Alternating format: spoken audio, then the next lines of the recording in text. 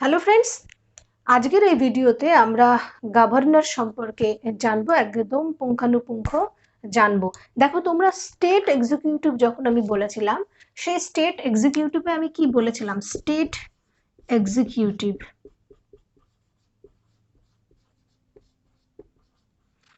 এই স্টেট এক্সিকিউটিভে আমরা পরপর জানবো গভর্নর সম্পর্কে। স্টেট এক্সিকিউটিভ বলতে বোঝায় গভর্নর, সিএম, দেন তার সঙ্গে উইথ সিওএম, স্টেটের যে cabinet ministry, advocate general.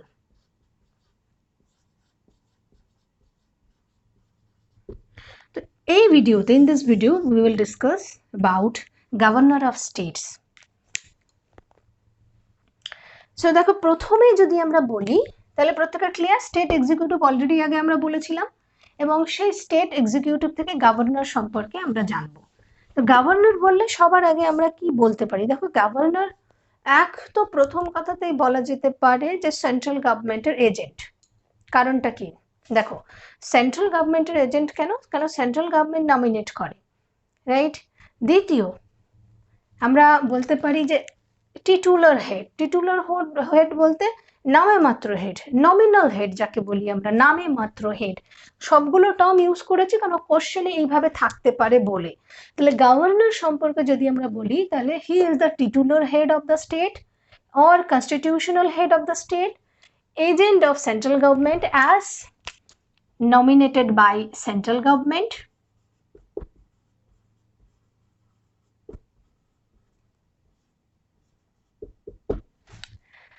nominal executive head, and he is the chief executive head of the state. এই কথাগুলি আমাদেরকে গভর্নর সম্পর্কে মনে রাখতে হবে। নেক্সট যে পয়েন্টটা চলে আসে, দেখো যে গভর্নরকে অ্যাপয়েন্ট করে, একটু আগেই বলেছিলাম।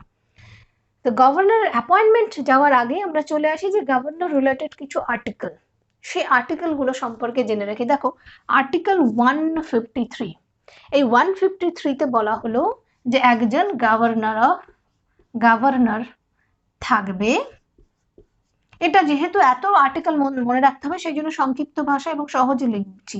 গভর্নর থাকবে প্রত্যেক রাজ্যে।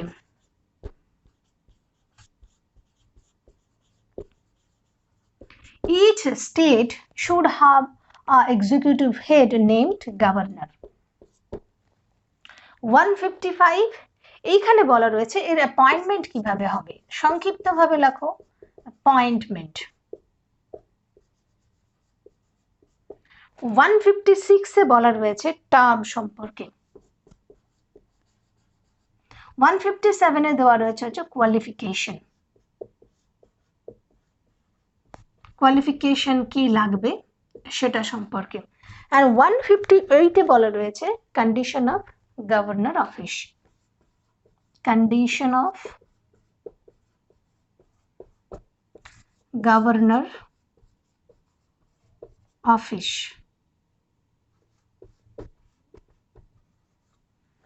দেখো, 150 পরে চলে আসে হচ্ছে 160, পার্ডনিং পাওয়ার।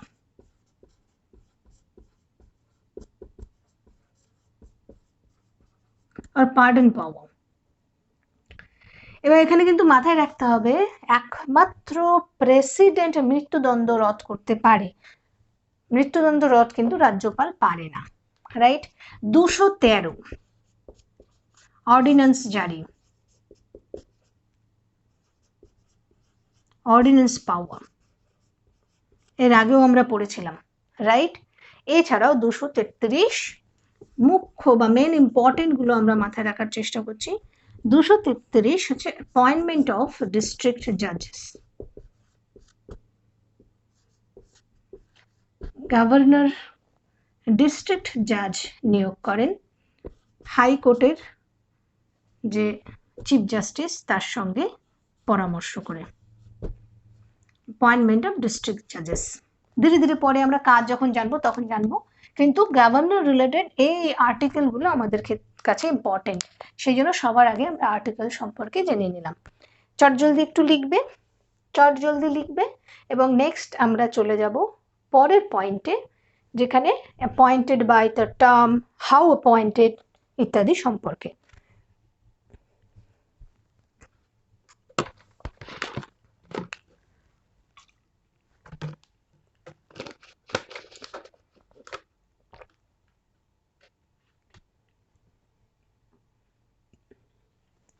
ওকে, না হলে স্ক্রিনশট নিয়ে নেবে একটা চট জলদি।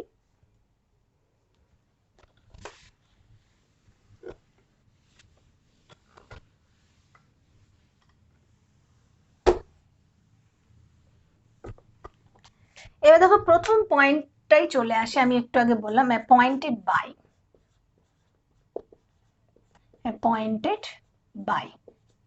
appointed by president,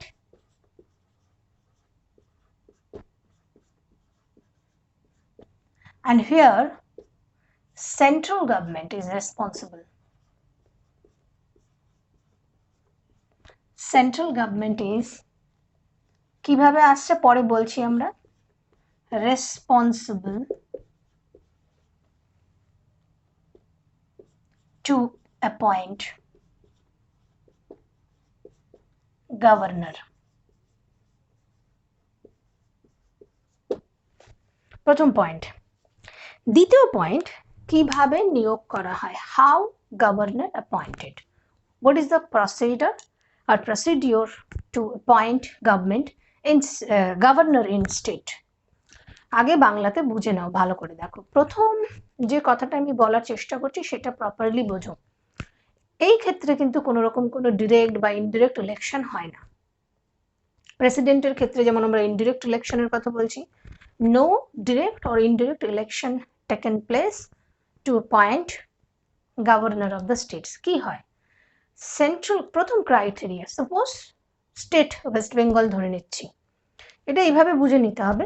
এবং সবাইকে আমি রিকোয়েস্ট করবো, আমি বাংলায় যে কথাটা বলছি সেটা একটু হাত চালিয়ে লিখে নেবে। মেনলি প্রথম কথাটাই বললাম, no direct or indirect election taken place. Okay, তাহলে কিভাবে অ্যাপয়েন্টমেন্ট হয়, খুব সহজ ভাষায় লিখে রাখো। সেন্ট্রাল গভর্নমেন্ট যে স্টেটের জন্য গভর্নর নিয়োগ করবেন, তাহলে গভর্নর হওয়ার জন্য যে মিনিমাম কোয়ালিফিকেশনটা লাগে, কিছুক্ষণ পরে কোয়ালিফিকেশন সম্পর্কে বলছি, আপাতত বোঝো যে কোয়ালিফিকেশন লাগে, সেই কোয়ালিফিকেশন আছে এমন কয়েকজন ব্যক্তির নাম সিলেক্ট করেন যারা কিনা যে রাজ্যের প্রেসিডেন্ট হবে সেই রাজ্যের অধিবাসী নয়। ওয়েস্ট বেঙ্গল ধরে নাও, তাহলে ওয়েস্ট বেঙ্গলের জন্য যিনি গভর্নর হবেন এমন ব্যক্তিদের নাম পছন্দ করা হয় যারা কেউই ওয়েস্ট বেঙ্গলের অধিবাসী নন, যাতে রাজ্যের প্রতি কোনো রকম কোনো ইন্টারেস্ট না থাকে এই অর্থে। অর্থাৎ ওয়েস্ট বেঙ্গলের অধিবাসী নয় এমন যোগ্যতা সম্পন্ন কয়েকজন ব্যক্তির নাম সেন্ট্রাল গভর্নমেন্ট নিজেরা সিলেক্ট করে রাজ্যের চিফ মিনিস্টারকে পাঠায়। চিফ মিনিস্টারকে পাঠানো হয় তার অবগতির জন্য, তাকে জানানোর জন্য বা তার আলোচনার জন্য, এবং তাদের মধ্যে থেকে কাকে একটা পছন্দ হচ্ছে যে নামটা, তার একটা রেকমেন্ডেশন পাঠানোর জন্য। তো সেই রেকমেন্ডেশনটা কিন্তু জাস্ট সেন্ট্রাল গভর্নমেন্ট নিতেও পারে, নাও নিতে পারে, সেটা totally political relation between central and state তার উপর ডিপেন্ড করে। তো এইখানে আলটিমেটলি দেন কিন্তু প্রেসিডেন্টই সেই যে নিয়োগটা করছে সেন্ট্রাল গভর্নমেন্টের পরামর্শে। তো মেইনলি এখানে আমরা পাচ্ছি যে এই হয় প্রসিডিওর। ওকে, তাহলে হাউ অ্যাপয়েন্টেড করবে,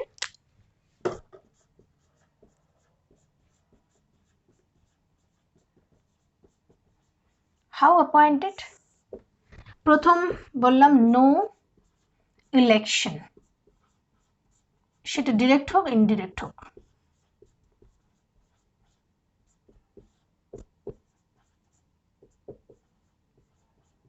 কোনোটাই হয় না, রাইট।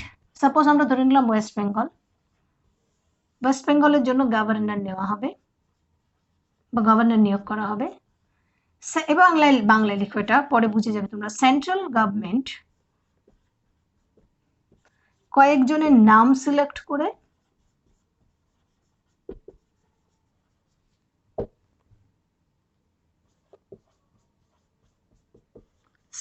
করেন যারা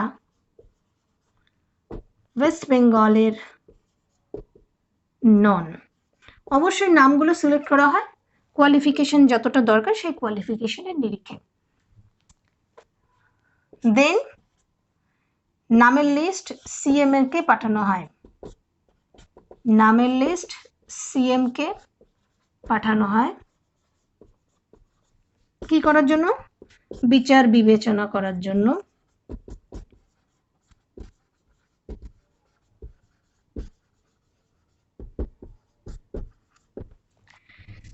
আলটিমেটলি প্রেসিডেন্ট appoint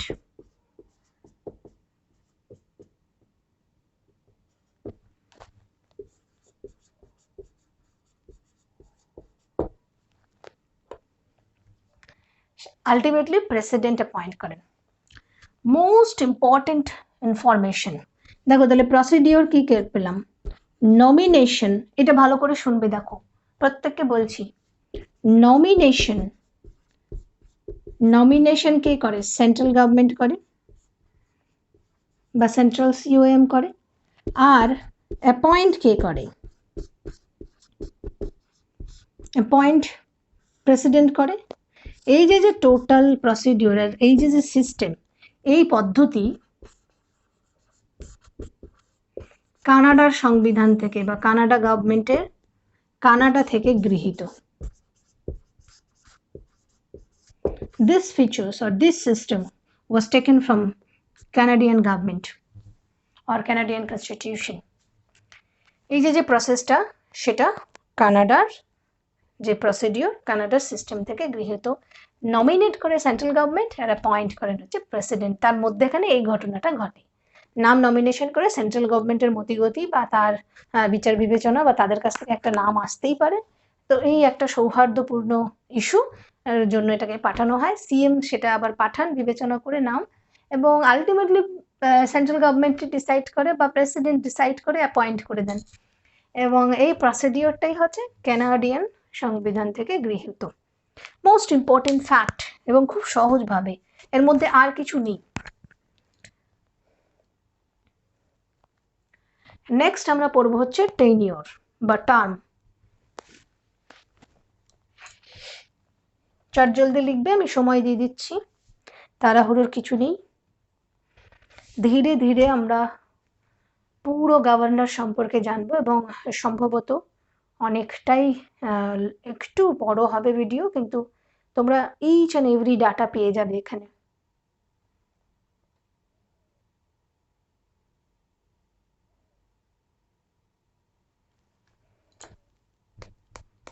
চলো, ওকে, এবার চলে আসি নেক্সট। এবার আমরা বললাম কি জানবো? আমরা জানবো টার্ম সম্পর্কে। টার্ম,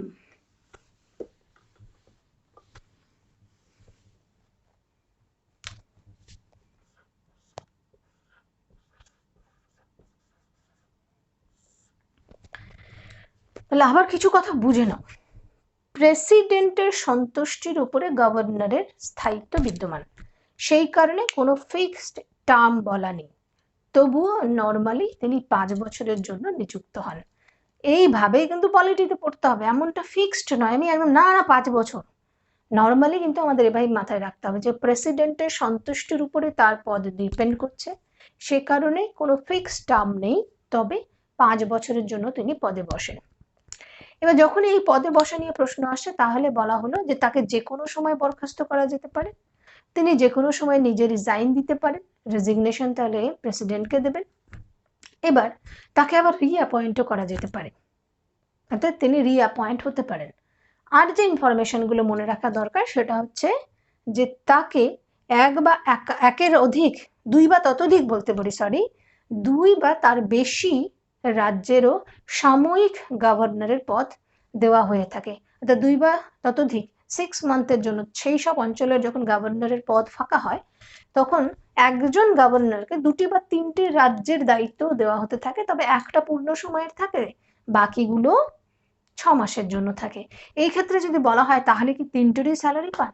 এবং এইটা ইস্যু নিয়ে প্রেসিডেন্ট এবং রাজ্য সরকার ডিসাইড করেন, অবশ্যই স্যালারি পান।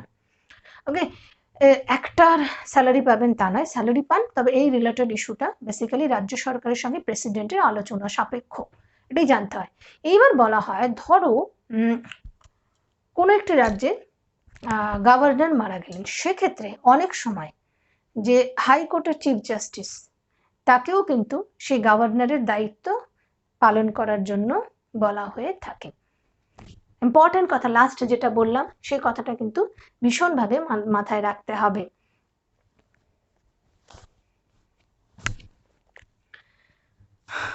তাহলে আমরা জানলাম যে কোনো রাজ্যের যদি গভর্নর মারা যান তাহলে হাইকোর্টের চিফ জাস্টিসকেও অ্যাজ এ গভর্নর হিসেবে নিয়োগ করতে পারেন প্রেসিডেন্ট।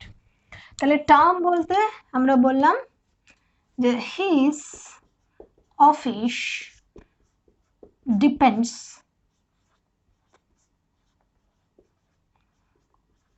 On president pleasure. যে কথাগুলো বলেছিলাম সেভাবে এবার লিখছি, on president pleasure. So no fixed term, usually sit for or appoint for 5 years, may reappoint,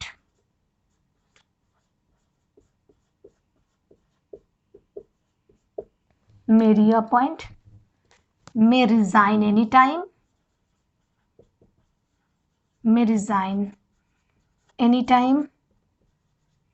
may remove anytime by president,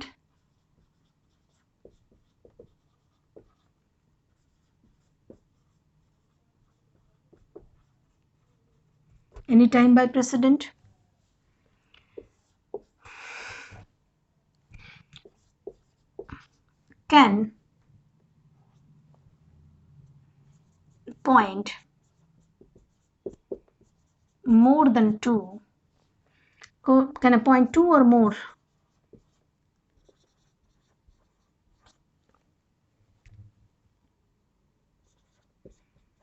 states as a governor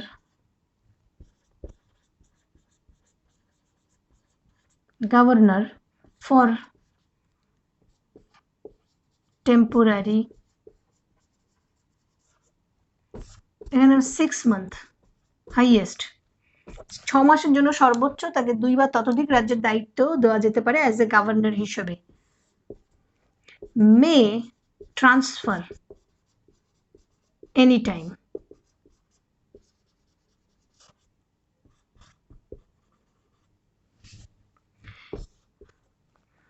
on the death of governor of a state,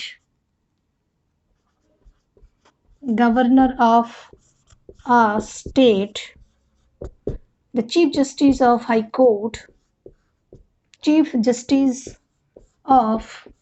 high court may appoint as governor. These are the most important information about term. মানে 5 বছর পরে ছেড়ে দিলাম বাস তা নয়, কিন্তু এতগুলি তথ্য সুন্দরভাবে আমাদেরকে মাথায় রাখতে হবে। চটজলদি তোমরা লিখে নেবে। এইবার আমরা এর কোয়ালিফিকেশন এবং তার অফিস সম্পর্কে কিছু তথ্য জানবো এবং তার স্যালারি সম্পর্কে জানবো।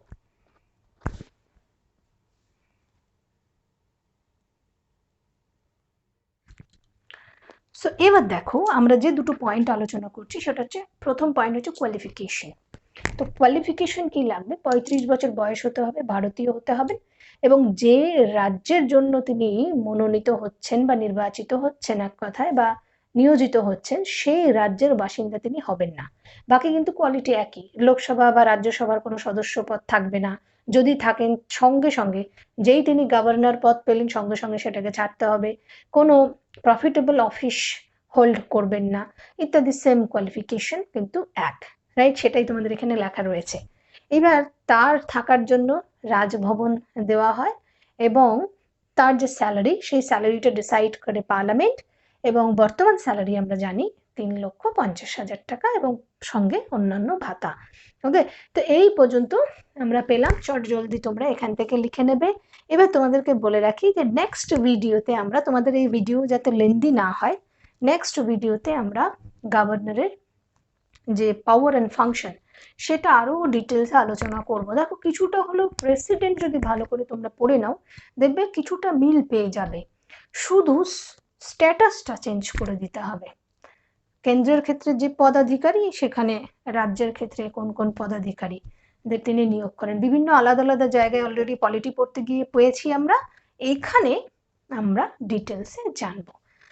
সকলের কাছে আমার একেবারে অনুরোধ থাকবে যে দেখো এই মুহূর্তে আমি একটু বিভিন্ন কঠিন সময়ের মধ্যে দিয়ে যাচ্ছি এবং একেবারে মাঝরাত্রি প্রায়, এখন রাত প্রায় 2টো, এই সময়টায় আমি তোমাদের জন্য এই ভিডিওগুলো রেকর্ড করছি যাতে টোটাল সিলেবাসটা তোমাদের জন্য শেষ করতে পারি। তোমাদের কাছে আমার একটাই বলার যে একটু শেয়ার করো এবং সকলের কাছে আমি যাতে পৌঁছতে পারি তার মাধ্যমে কিন্তু তোমরা যারা এই মুহূর্তে আমার ভিডিওগুলো দেখছো তোমাদের মাধ্যমেই আমি পৌঁছতে পারি, আদারওয়াইজ কিন্তু পসিবল হবে না। তো এটাই তোমাদের কাছ থেকে আমার একমাত্র পাওয়া হতে পারে এই মুহূর্তে। আর সব থেকে তো বড় পাওয়া হবে প্রত্যেকের জীবনে যখন প্রতিষ্ঠিত হবে, বিভিন্ন চাকরির পরীক্ষায় পাশ করবে, সেটা সব থেকে পরম পাওয়া, রাইট? তো এটাই বলার। অসংখ্য ধন্যবাদ সকলকে এবং দেখা হচ্ছে নেক্সট ভিডিওতে গভর্নর সম্পর্কে, গভর্নরের পাওয়ার এবং ফাংশন সম্পর্কে। Till then, thank you again.